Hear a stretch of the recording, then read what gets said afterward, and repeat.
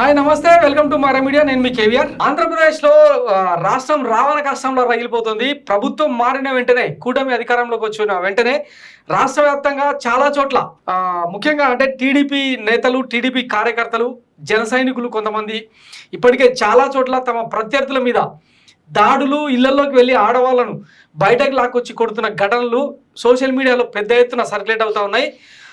కడపలో ఒక యూట్యూబర్ ఇంట్లోకి వెళ్ళి గర్భిణిని కూడా చూడకుండా, మహిళలను కూడా చూడకుండా వేట కొడవలతో నరికే ప్రయత్నం చేశారు. దాంతో సోషల్ మీడియాలో ఇప్పటిదాకా వైసీపీకి అండదండగా నిలిచిన, వైసీపీ ఎజెండాను అమలు చేసేందుకు ముందుకొచ్చిన యూట్యూబర్లు టార్గెట్గా, సోషల్ మీడియా అడ్మిన్లు టార్గెట్గా పెద్ద ఎత్తున దాడులు అయితే జరుగుతూ ఉన్నాయి. ఒకవైపు అంటే ప్రమాణ స్వీకారానికి ఏర్పాట్లు చేస్తూ, మంత్రివర్గ స్వీకారానికి ఏర్పాట్లు చేసుకుంటున్న చంద్రబాబు నాయుడు కానీ, పవన్ కళ్యాణ్ కానీ ఈ దాడులు మరి వాళ్ళ దృష్టికి పోలేదా? ఇప్పటిదాకా అంటే ప్రమాణ స్వీకారం చేయకుండా వాళ్ళకి బాధ్యత లేదంటే సరిపోదు కదా. సో ఇప్పటికే చాలా చోట్ల మహిళలను కూడా చూడకుండా వైసీపీకి అండగా నిలిచిన వర్గాలు, ముఖ్యంగా పేద దళిత వర్గాలు ఎవరైతే ఉన్నారో వాళ్ళ టార్గెట్ గా చాలా చోట్ల విపరీతంగా దాడులకు తెగబడుతున్నారు. దీని మీద ఆంధ్రప్రదేశ్ మాజీ ముఖ్యమంత్రి వైఎస్ జగన్మోహన్ రెడ్డి ఒక ట్వీట్ వేశారనమాట. రాష్ట్ర వ్యాప్తంగా తెలుగుదేశం పార్టీ దాడులతో అత్యంత భయానక వాతావరణం నెలకొంది. ప్రభుత్వం ఏర్పాటు కాకముందే టీడీపీ ముఠాలు స్థైర్య విహారం చేస్తున్నాయి. ఎక్కడికక్కడ గ్రామ సచివాలయాలు, ఆర్బీకే లాంటి ప్రభుత్వ ప్రైవేట్ ఆస్తుల ధ్వంసం చేస్తున్నారు. వైఎస్ఆర్సీపీకి చెందిన నాయకులు, కార్యకర్తలకు రక్షణ లేకుండా పోయింది. అధికార పార్టీ ఒత్తిళ్లతో పోలీసు వ్యవస్థ నిస్తేజంగా మారిపోయింది. వెరసి 5 ఏళ్లుగా పటిష్టంగా ఉన్న శాంతి భద్రతలు పూర్తిగా దెబ్బతిన్నాయి. గవర్నర్ గారు వెంటనే జోక్యం చేసుకొని పచ్చమూకల అరాచకాలను అడ్డుకోవాలని, ప్రజల ప్రాణాలకు, ఆస్తులకు, ప్రభుత్వ ఆస్తులకు రక్షణగా నిలవాలని విజ్ఞప్తి చేస్తున్నాం. టీడీపీ దాడుల కారణంగా నష్టపోయిన ప్రతి కార్యకర్తకు, సోషల్ మీడియా సైనికులకు తోడుగా ఉంటామని ఆయన కొద్దిసేపటి క్రితం వేసిన ట్వీట్ ఇప్పుడు సంచలనంగా మారింది. వాస్తవానికి మీకు కొన్ని ఘటనలు అంటే శాంపిల్గా చూపిస్తాయి. ఇవన్నీ చూపిస్తే యూట్యూబ్లో స్ట్రైకులు పడతాయి. కానీ ఎంత ఘోరంగా ఉన్నాయంటే చూడండి. గుంటూరులో జస్ట్ రెడ్డి హాస్టల్ అని పేరు పెట్టుకున్నందుకు ఒక యజమానిని బయటకు లాక్కొచ్చి కాళ్ళు పట్టుకుంటే తప్ప వదిలేయమని చెప్పి ఎంత దారుణంగా హింసిస్తున్నారో ఒకసారి చూడండి. ఇదే ఆ వీడియో.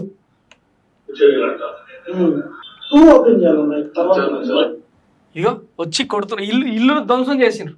రెడ్డి హాస్టల్ అని పేరు పెట్టుకున్నందుకు ఇంకో లాక్కొచ్చి ఆ మనిషిని లాక్కొచ్చి మోకాళ్ళ మీద కూర్చోబెట్టి 10 మంది వచ్చి ఉంటారు మూకలు, గుండాలు.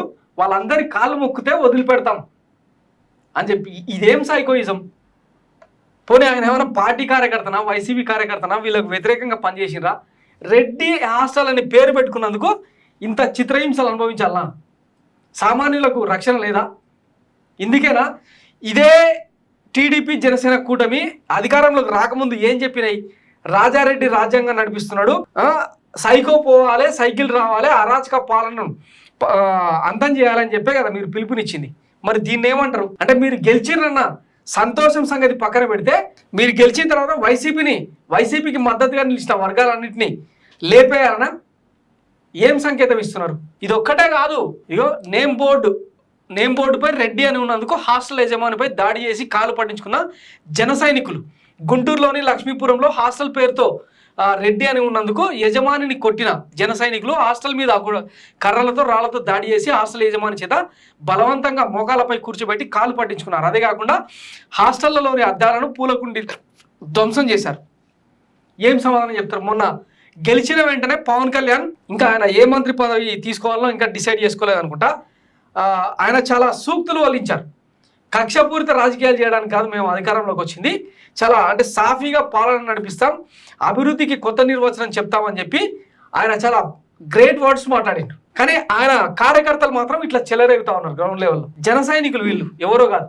ఇది ఈ జన సైనికుల గుండాయిజం. అయితే ఇక్కడ చూడండి, తిరుపతి జిల్లా చంద్రగిరిలో టీడీపీ నాయకుల రౌడీజం, వైఎస్ఆర్సీపీ నాయకులపై ఆగని దాడులు. చంద్రగిరి మండలం ఐతేపల్లి సమీపంలో ఓ దాబా వద్ద వైసీపీ నాయకుడు, చంద్రగిరి పట్టణం వార్డు మెంబర్ వంశీపై దాడి చేసిన నాయకులు మన్సూర్, చంద్రశేఖర్, ప్రసాద్ కుమార్, రాజు, లోకేష్, పలువురు నాయకులు.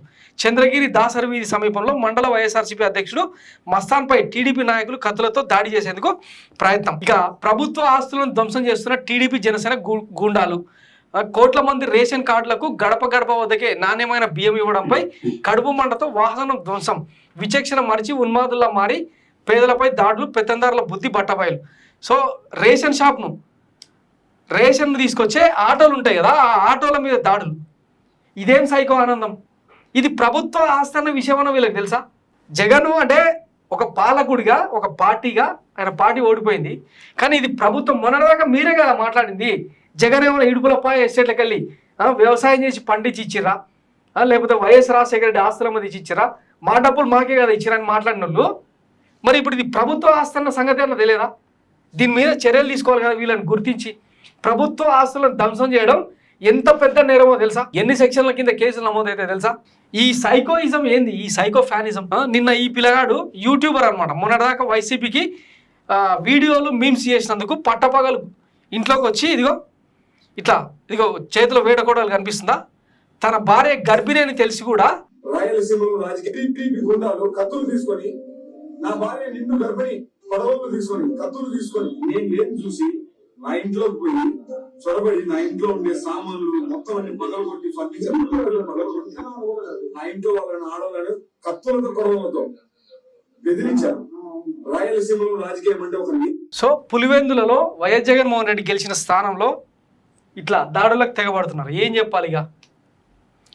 ఇదిగో ఇక్కడ చూడండి, మహిళలని కూడా చూడకుండా కొట్టే ప్రయత్నం.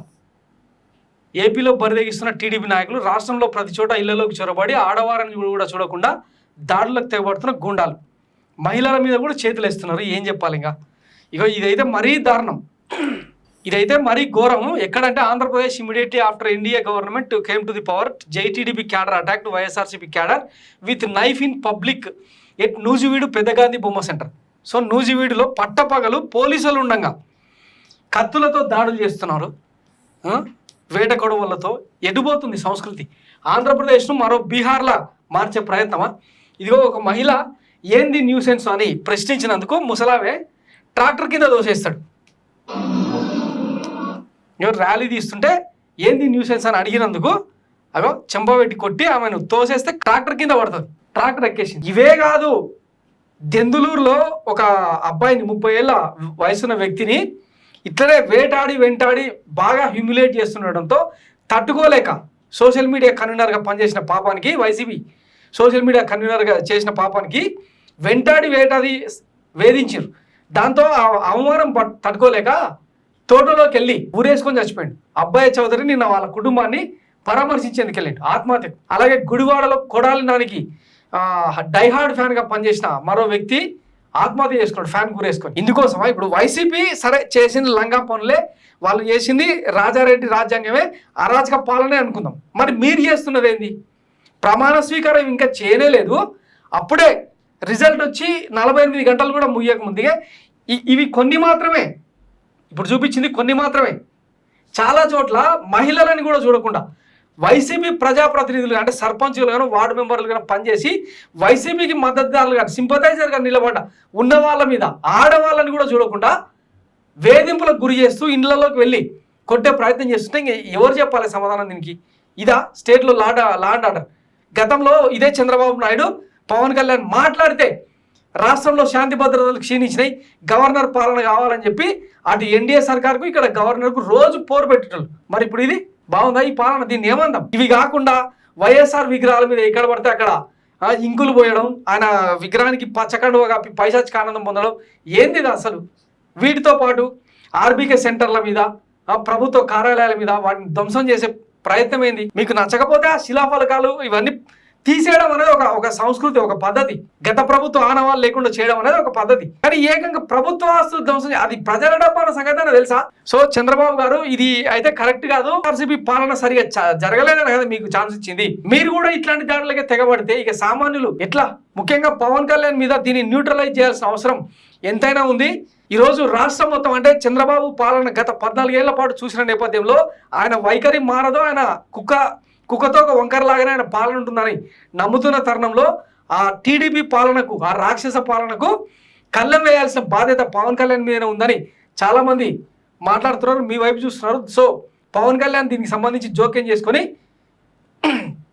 అప్పీల్ చేయాల్సిందిగా విజ్ఞప్తి చేస్తున్నాం. సో ఇది జగన్కు సంబంధించిన ట్వీట్.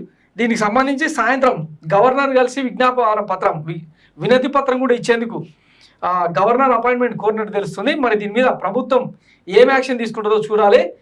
అనంతపురంలో ఒక చోట వాళ్ళు ఎవరు బిఎస్ఎఫ్ జవాన్లు ఉన్నా కూడా టీడీపీ కండవాళ్ళు కప్పుకున్నారు ఒకే ఒక ఉద్దేశంతో వాళ్ళనేమో గమ్మున ఉంటున్నారు, మిగతా వాళ్ళను దాడులు చేస్తూ ఉన్నారు. ఇది కరెక్ట్ కాదు. మరో బీహార్ లాగా మారిపోతుంది ఇట్లా ఇదే కనుక కంటిన్యూ అయితే. దీని మీద స్ట్రిక్ట్ యాక్షన్ తీసుకోవాల్సిన అవసరం ఉంది. పార్టీలకు అతీతంగా ప్రజల ధన మాన ప్రాణాలకు రక్షణ కల్పించాల్సిందిగా విజ్ఞప్తి చేస్తున్నాం. ప్రజాస్వామ్య స్ఫూర్తిని నాశనం చేయకుండా రాజ్యాంగబద్ధంగా ఎన్నికైన ప్రభుత్వం ప్రజలకు రక్షణగా నిలబడాలి. ఇక పచ్చపత్రికల్లో ఇవన్నీ వార్తలు రావు, ఎవరు చూస్తారు తీయాలని అనుకుంటే కష్టం కదా. సో ఇది ముచ్చట. Thanks for watching Mara media. నేను మీ కేవీఆర్. Thank you.